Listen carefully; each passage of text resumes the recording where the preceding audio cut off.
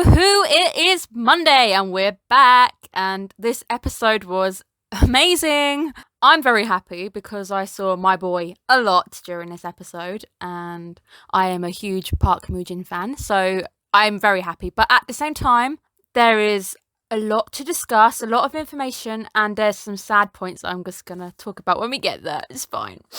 I'm so sad at the same time as being so happy. So this episode was very different from the episode we had last week. We had an insanely action-packed episode last week. This episode was a bit of chill time, a bit of downtime before the next big chunk of fighting comes our way. But this episode was no means like lesser than the other episodes. This episode was still super important and we've learned a lot. So we open on Jin's granddad. I think his name is like J Jin something. I'll get there when we get there because I think I've written it down somewhere down in my notes. And we open on his granddad telling somebody to hurry up and get it over with. And we see the occult guys have all around him, and they're like, "You need to reconsider and come and join us, and you need to fulfill the role that the heavens have bestowed upon you." He's like, "I've got this thing, you see, which I've told my grandson. You do what you want." And then the guy in the red, so the main occult guy who's wearing a red robe, he's got white hair. He's like, "May God be with you."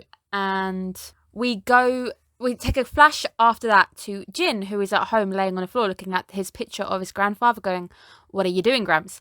And that is our open. It's cold, but it's not. So we're opening on a situation where we kind of know the characters. This episode is called Fear, and it's called 6.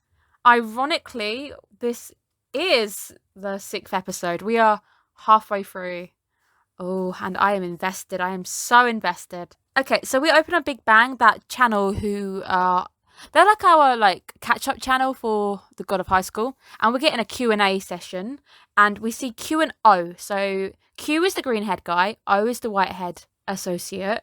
They're all like smiling kind of. So everyone says hi, but the green-haired guy's just kind of like meh, and he's smoking. The white-haired associate grabs a cigarette and is like, "You must smile, and why are you smoking?" kind of thing. And Green's like, "If you give me a raise, I'll smile." And she kind of smacks him, and this is because the green-haired guy, his wages were docked during episode 3, where he fights Jin, and he gets his stan out, and he kind of gets his wages docked, and I found that quite funny as a tie-in because he's asking for money. And we find out that the nationals are in 2 weeks. We start to see more and more smoke filling up the room because the green guy is just kind of like chain smoking. So the top 3 fighters from each region are going to go ahead in a team battle, which is a very new, a new twist to the rules. So initially it would have just been like one-on-one, but someone, we'll find out in a moment, has changed it so it will now be a team battle. And we enter into a live feed of them deciding who number 3 will be. So we see Mira versus Jaehee. Mira is attacking Jaehee. Jaehee, again, we don't really see much of, but we hear him, and we kind of hear him before we kind of get used to him. So he's like telling her that I'm not gonna go easy on you. You're a girl, blah blah blah. And Mira, who has a new sword, it's not the same sword, but she's definitely got a wooden sword with her, kind of just smacks him, and that's it, done. He's like, "Not again." So he's gone. And in the stands, which is quite cute, we see Mori in Chibi form, really happy that she's won. And he's like, "Yeah, you're coming to the finals with me and Han." And Chibi Han is like ignoring him. And it's super cute. There's one thing I love more than my Park Moojin, and it's Chibi Han. Chibi Han up there. So we enter to find out why things have changed to a team battle. And it's because Park Moojin says that there were more tiger cubs than he expected. There's more tiger cubs than expected, and the guy's like, "Oh, so that explains why you suddenly changed it to team battles." And everybody is kind of looking the data. So they've got all the teams in front of them, all the data on all the people, and he puts 2 of them down, and you see it's the blue-haired guy and the hoodie guy.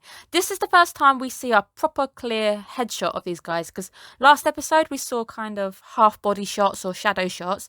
This episode we finally get to meet the guys, and we find out one of the guys' names. And Park says that when people turn their strongest emotion during a fight into strength, that's when the power of the key awakens. At this point as well, we get a nice Chinese letter kind of scene with people fighting and turning all of the emotions he describes into art brushes kind of thing. And there's a lot of Chinese iconology during this episode. They also discuss that Mira's contact with I think his name was like Songing or something. But I'm going to call him Mira's contact with creepy, pervy, blue head guy. They said that it's because he was part of Nox. So the Team Shady this time, and Team Big Bad Evil, they are Team Nox. This is Nox, and we're going to see them appear quite a bit during this episode finally. So we finally got a name for those guys. I'm pretty sure it was probably mentioned before. I just didn't pay attention to it. I've now zoned in on it. The green-haired guy says there could be more bolder during the national tournament starts, and Parker said, "I've summoned the six." And this is when we see a old guy who is sat at a food stall, and across the road we can see our trio. We've got Mira, Maury, and Han, and these three have now qualified for nationals. Maury is super happy for Mira, and he's all like, "You're back in it. You can now fight forward and progress still." And Mira's just like, "Why is it a team fight, you know? Why am I stuck with you two?" And she's like pointing at Han, and then Maury turns around and is pointing at Han, and Han's just like, "It's rude to point." So Maury is then very sad because he's suddenly like, "Wait, I can't fight you if I'm on the same team as you," and he's like really annoyed. After the "I can't fight on the same team with you," Maury turns into a chibi again, and he's like, "I want to fight Mira and Han again." And Mira's like, "Why do you want to fight me so badly?" And Maury is like, "If I fight strong people, I myself will become stronger."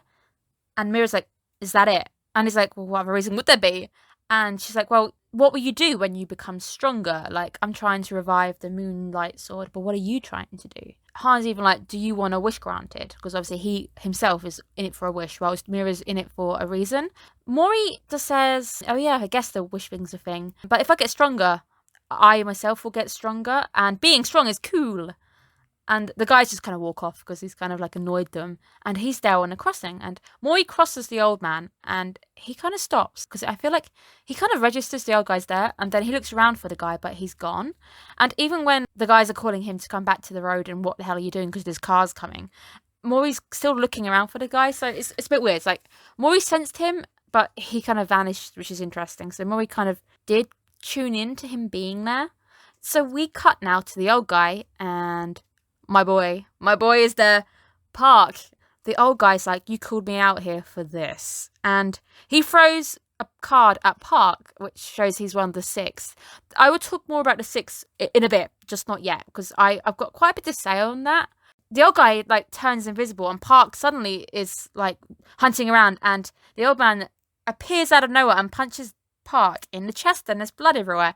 And initially I was like, "Oh, that's it. Is Park dead?" Because like he's been shown to be like uber powerful. Was that it? But then we see that Park has a double, so this is probably another aspect of his powers. And the double appears on the other side, and he's holding the old guy's shoulder, going, "Ah, you've grown senile in your old age." And the old guy's like, "I went easy on you, you useless pupil. And I met Taijin's grandson." And Park is like, "What did you think?" And the old guy's like, "Your little game is about to get a lot more interesting. Even after eating the sage fruit, he's fit as a fiddle, so I'll take him as my pupil. I'll look forward to seeing Taijin's face and how he reacts." And then Park is like, "Taijin is the reason why I'm here." And Nox tried to contact him, and that kind of cuts. Quickly gonna say, I'm not sure if his grandfather's alive, but he is alive. At this point in time, he's alive. So we see him vanish when he leaves Maury behind, and I was like, "Oh, he must be dead," kind of thing. He's not. But there's a scene coming up, which is the next scene, which I'm about to talk about anyways. Is he dead now? So Taijin is surrounded by the occult guys, and we see in this new flashback that there is a massive crater where all of the bodies are kind of just sprawled out. And he says, "I hate these guys. Look what they maybe do to nature." And above, where this white-haired red guy is still alive, but there's some of them on like this cliff. And they're like, "The world is soon going to see its end, and our God will descend." And we see him send this beautiful beam of light and to the heavens almost. And we see this symbol appear, and he summons this giant sword, which he points towards Taijin. The inscription says, "I know not whose child it is. It existed before God," which is interesting. I'm not quite sure how to make of that. We see this flash, and that's where it cuts. So this is where I've gone, is Maury's granddad dead? And it just kind of cut to Maury. So the cut scene this time is just Maury with his grandpa. And I'll put this on the screen because I actually have this picture anyway because I thought it was cute. And that's that. So I have a few questions because I thought this guy was dead, but he's not. So it seems he's alive and kicking. He's in the forest where I think later on in the episode we find out that that's where Maury used to live with him. And we see that he's taken on Nox, but he's kind of wiped some of Nox out, but he hasn't. And then both of them seem to have extreme powers, which it's definitely got. I've got some questions. I have questions. I'll wait for them to be answered, I'm sure. We enter into Mira in the shower. Okay, it got steamy, guys, and she's thinking about why it has to be a team match, because obviously she's happy to be in it and she's happy to still be able to fight for what she wants to get. But as she says, I'm just an extra to those guys, and we get a flashback of her fight with Han. She's a little bit down in the dumps days, so kind of a team fight. We see her in the supermarket deciding that she wants to make curry and she's reaching for it.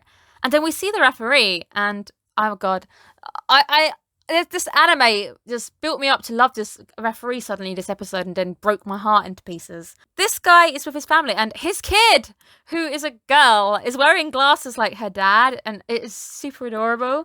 And we get cut to a scene of them on the bench and he's bought her a drink. And he has a cane and I'm like, oh my God, this guy's blind because it's a blind cane. Did not know the guy was blind because he does.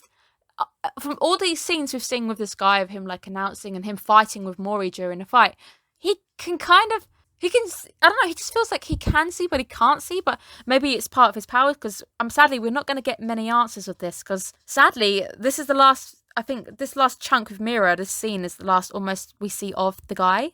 Well, in his alive form anyway. And his name is Sim Bonza. And yeah, I've even said here, how did he know it was Mira? So if he's blind, because he's the one who turns around and says, you Mira, in the shop, how did he know? I'm guessing he had some kind of power, but he kind of gets wiped out. I don't know. I was going to have questions upon questions, which I'm sure will be answered at some point. I know a few people have said a fair bit was cut from this episode. This episode feels really key and important. He tells her congratulations to getting into the finals, and we can see that his wife and his kid are like seeing his mascot with a balloon and they're all around him instead. So as he's talking to Mira, and he says that the real fight is about to come.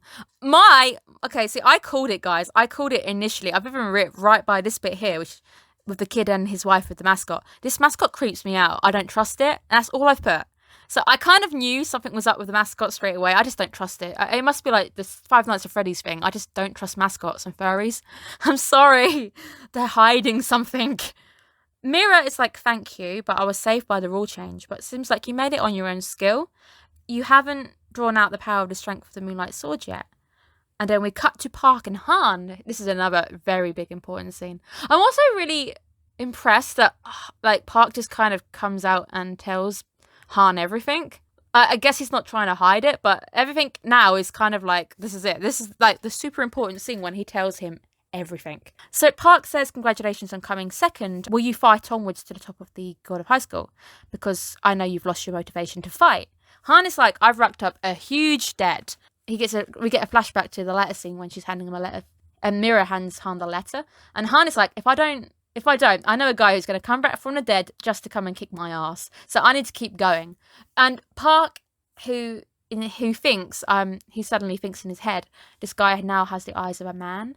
And he says, as long as our participants are motivated, we're really happy anyway. And then he turns away and says, oh yeah, we're done. So he kind of waves him out. And then Han's like, I've got one more question I want to ask. There are some strange powers going on behind the scenes of this, and I want to know what's going on. We kind of get that quick flash to all the stands we've seen, those powerful gods, almost. I guess that's probably a more correct term now. And Park looks at Han and then looks at the painting on his wall. So that painting again, I'm going to put a picture on the screen because I had a picture of this anyway. We've seen this picture before. It's that Chinese mural with all those gods and characters in the artwork. And then he says, Cheryuk. I'm probably going to say this word so wrong, but it seems that the power that we're seeing with all these people is called Cheryuk.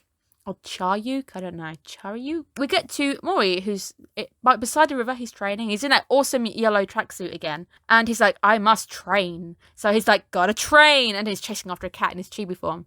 I've gotta train. And he's playing yoga. And he's just in like his little chibi form doing yoga. He's like, I gotta train. And then he's picking up litter as a chibi.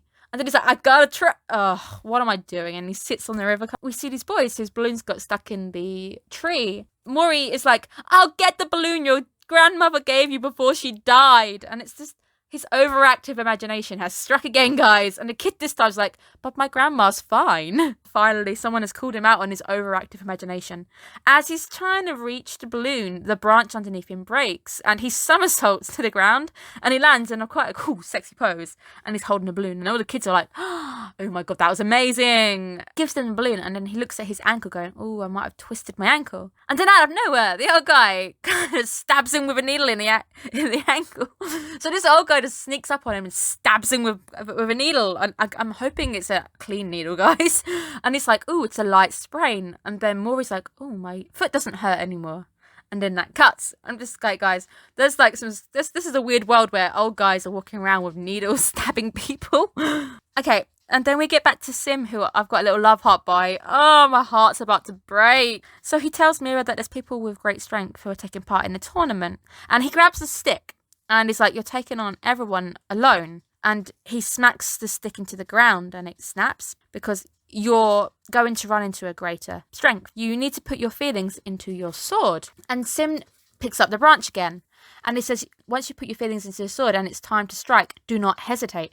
And he swings at Mira's neck and stops, and everything around them blows, or the leaves blow, the nature around them all just rustles and blows. Mira's like, why do you know that? And Sim, taking off his glasses, it was the moonlight sword that blinded me. And they leave, and I'm so sad. He's about to take a really big secret to the grave with him. It's horrible. This is why this anime is so good but so cruel. It got me to like a character in the space of a few scenes, and then it's taken him away from me, guys. They're leaving, and he said, Mum, you need to wait in the car for me, I'll come back. And he's like, and she's even like, your daughter's looking more and more like you. And I'm like, oh, it's so cute. And then evil bunny mascot, aka it's Five Nights at Freddy's Mark II. The bunny is behind him. And I've even gone here, I knew it. He's evil. And Sim's like, I knew I smelt foul. You're an assassin from Nox, aren't you? And the bunny suit just burns up and we see this assassin guy laughing. It's horrible. It's the last time we see him alive. He's gone. It's the revenge of the bunny man. He's back. And we cut back to Park and Han, who start to go through this artwork. And Park, the world has already begun to move. Everybody you face in a national tournament will be like that. They are savage gods, evil beasts, messengers from heaven, heroes who have changed the world. Also, guys, on heroes who have changed the world, we see the Monkey King. This is it. It's like, there's no more denying it. There is the Monkey King in the picture as he says it.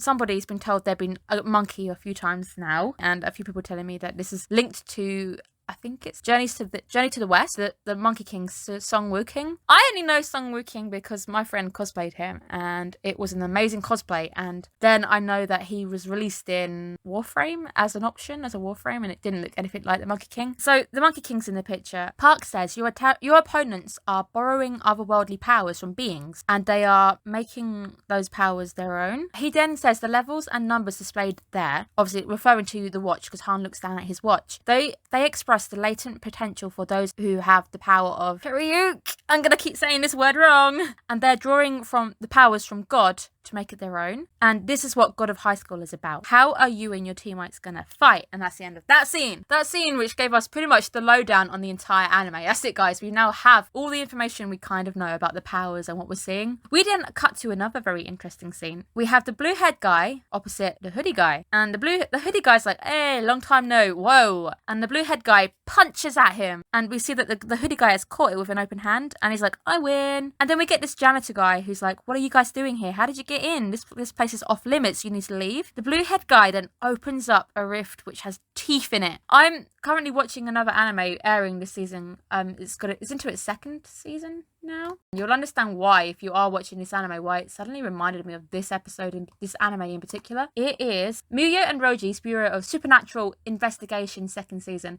I've just noticed that it's got a score of 666, which is perfect for this anime. As much as I'm sad that it's got a low score, 666 is perfect for it, guys. It's all about like the other world and like supernatural. It reminded me of that anime because they open up a lot of rifts which have got teeth in them. Guy summons fire, and the fire like goes all around the rift, and the rift just vanishes. And we've got the janitor in the middle just like, oh. And he didn't seem to notice, so I guess he didn't see the rift, or he couldn't see the powers that was going on around him. The blue guy walks off, and the hoodie guy's, I guess you won that time. Jaegle Tight, I think his name is. I might just call him the spiky haired blue guy for now. Just, I don't want to massacre these names too bad, so I'm just going to give them nicknames if I feel like I'm going to offend someone. We start to go through the contestants, and we find out that there's 9 counties, so they've got 9 teams from each district, and there's 3 people on each of these teams. So they flick through a few of the other contestants. We've got a redhead girl, and we've got this green-haired, yellow-haired guy. We've got this guy who's bowing in front of his grandfather, and he's got a maid to support him. The guy he's bowing in front of is what kicks off this next section we're going to go into. And we see he's holding a card, the same card that the old guy threw at Park earlier. And the card says the Great Magician, and his name is Jason. So we're about to go into the 6. And I'm going to quickly say before we get to the 6 here, I wasn't expecting the 6 to be the ones we got, because I was kind of expecting it to be related to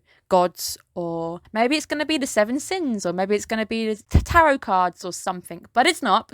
Just because I saw a magician, I was like, maybe it's related to tarot, and it's not. So we've got the Great Magician Gene Jansen. We don't then go to an underground kind of station where there's a homeless guy on the floor, and we find out he is the Hulk, and not that kind of Hulk. He's called Sao Holiang.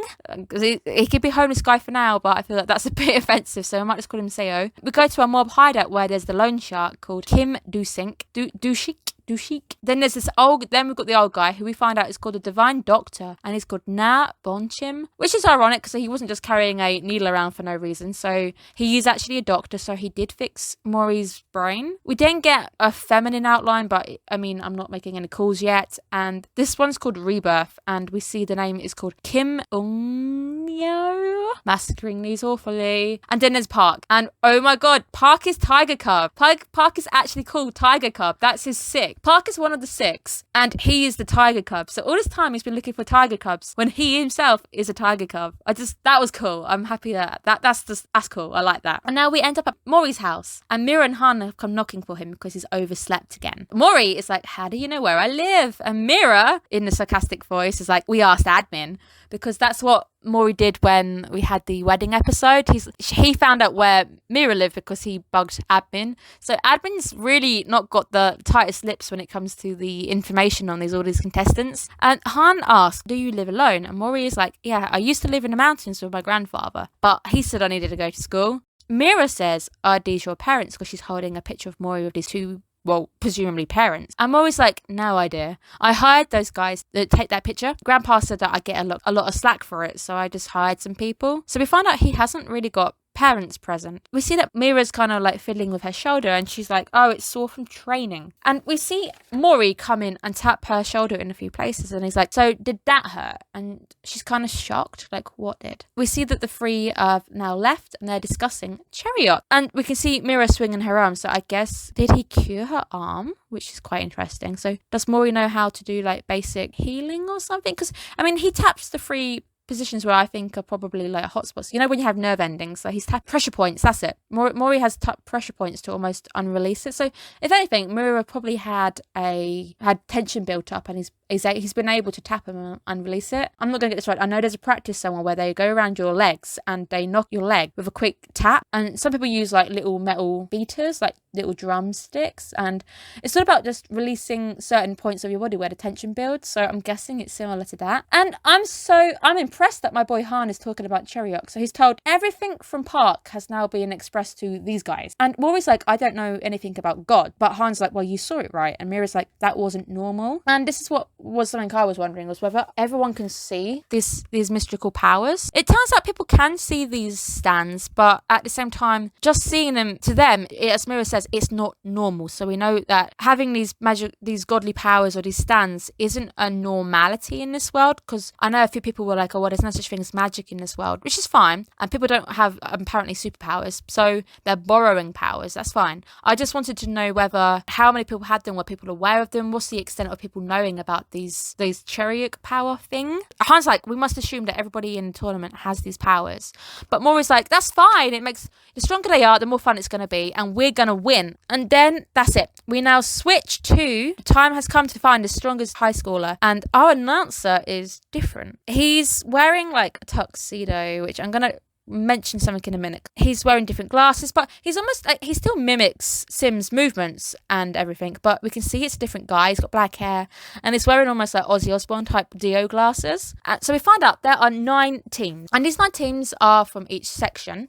I did notice there isn't a cult team, so that one of the teams has got like the hood on them, which is interesting because if they didn't want these guys to infiltrate them, then they kind of let these guys go through to the finals. Mira says the announcer isn't Sim, and she's quite sad about this. And then we cut to Park and his associates, and they're like, Sim Bossa is dead. So the bunny has murdered him. He is death by bunny. And we get a close-up of his glasses laying in a pool of blood, and Knox has already made it into our midst. And then we cut to the new announcer, and this is where I've gone, he's wearing a tux. Tux equals Knox. Oh my god, he's evil. I don't know if he is. Don't take my word for it. I just don't like this new announcer guy. There's just something about him which is off-putting. It's a little bit off-putting. I mean, the fact that he's doing the same movements as the other guy is a little bit creepy. And he's wearing a tuxedo, which is like Tux, Knox, kind of similar. So we find out that the next episode is going to be Group A, which is Maury's team, which is Seoul, versus, here it goes, Chun Chengbuk Do. So that is that region there. We close on a scene. White-haired associate is, Q is late again. We enter where there's broken glass into this like darkened apartment, and we see a card. The card on the ground is the Joker card laying in blood. So this is the first actual deck card I see. So I was kind of expecting, like I said with the 6, I thought it would be tarot cards or something to do with the card decks, but it's not. The Joker is in the normal deck of cards, and we did see Q, the green-haired guy, has a Joker as a stand. So the thing we saw come out, I've put a picture on the screen, that is the Joker, and I even said it looked a bit like a Jack-in-the-Box Joker, so it is actually the Joker. And we see Q is up against the wall with a sword sticking out of his chest, and he's covered in blood and he looks dead. And opposite him is the same guy who killed Sim, and he is laughing maniacally, and he's like, there's nothing better than this sense. I've taken out the strongest commissioner, and then that's where things end. Oh, that episode. I really liked Q, so I'm quite sad if he is dead. I'm not going to call it just yet. If I don't see a body or a funeral, I don't believe that they're not going to come back. Sim is dead. We saw the blood and everything, so I'm guessing he is 100% dead, which makes me so sad. That they're two characters I really like. So even though we're not seeing characters a lot on screen, the characters that they are showing us, like when they showed us Q or when they're showing us Sim, it's enough to be memorable that we get a little bit attached. Seeing Sim with his child and his child having the glasses like him, that kind of thing, that was sweet enough for me to go, I like this character. And then you stabbed me in the heart, guys, by wiping out two of my favourite characters like that. If anything happens to my boy, I'm going to be crying. We've had a very interesting episode. I am in tenterhooks. I can't wait to see where we're going next. I presume we're going into these team battles next, which is interesting. I've got a lot of questions. Obviously, this new power is very important, so I want to know more about this. Knox, and then maybe that evil guy who's in a tuxedo. I'm on to you. Rankings this week. Park Mujin and Han still where they should be. Maury and his chibi form are like floating in third place. I was about to put Q up in the rankings, but Q might be deceased, so as my rule goes, no dead characters can go into the rankings, sadly. Hopefully we get something, or maybe Park's gonna go revenge him, hopefully. Who knows? It's just so sad. I mean, I think I like that guy more because he took the dog to the wages, and how he like interacted with like Maury, like being like, I'm stronger than that guy over there, kind of. Is the strongest commissioner dead? This is a good episode. I really enjoyed this episode. I know a few people were upset by the wedding episode. I understand that's actually that was part of the manhwa. There are bad episodes in some of the best animes out there. There's always an episode that you're like, I'm not so into it. I get why it was there. I get a few takeaways from it. I get why people are a little bit angry with it. I'm enjoying God of Highschool. I can't tell if my hype is dying down for the anime just yet. I'm watching a few animes this season, and there are some other animes where I'm like, I think I'm enjoying them more, like Millionaire Detective I'm really enjoying. I do cover Koi to Producer as well, which I'm enjoying as well. I mean, people are enjoying the trash anime that is Rent a Girlfriend. I am watching it. It's trash, but it's enjoyable at the least. I enjoy Koi to Producer because I record, I play the game. It's my trash. I love it. So yeah, I'm back with God of Highschool next week on Monday. Thursday or Friday, because I think they've changed the day a little bit. Koi to Producer will be released. Again, apologies for the confusion with the number issue. And yeah, so can't wait to see the next week's episode. This episode was great. We've got a lot of information, a lot of mystery starting to go. We've got a lot of background going in. So we're starting to get a bit of a bigger picture of what's going on. I'm looking forward to next week. Bring it on. And I hope I get to see more Park Mujin, because Park Mujin is my boy. So have a good day, guys. It's really hot over here, so I apologise if I sound a bit worn out. It's just ridiculous. We're in the middle of a heat wave, and my house is old. I have no air conditioning, so I have been recording a bit later in the night because it cools down a little bit over here. Have a good day, guys. I hope you're keeping cool and safe. Have a good one. Bye bye.